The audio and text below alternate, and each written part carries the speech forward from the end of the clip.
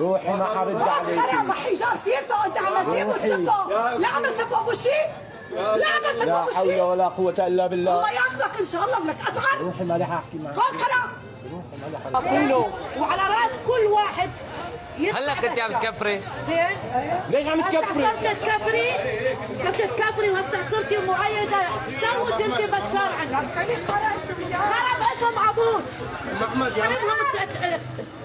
اخر من اللي حيد ابى خلصت. انت توصلين الزين هذا. روح انا عم ابو شرف عارفه. ما يقول لك بنت الكلب؟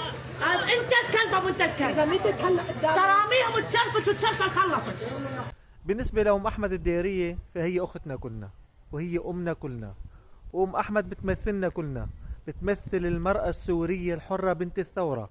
أما هي اللي عاملة حالها محامية وجاية تشبح على العالم وجاية تشبح على أم أحمد وماسكة الموبايل وجاية تصور ورافعة عليها دعوة لأم أحمد، فنحن كأحرار بنطلب من كل الإعلاميين ونطلب من كل المحامين الأحرار الموجودين بسوريا الوقوف مع أم أحمد ضد الشبيحة، ما بس ضد هي.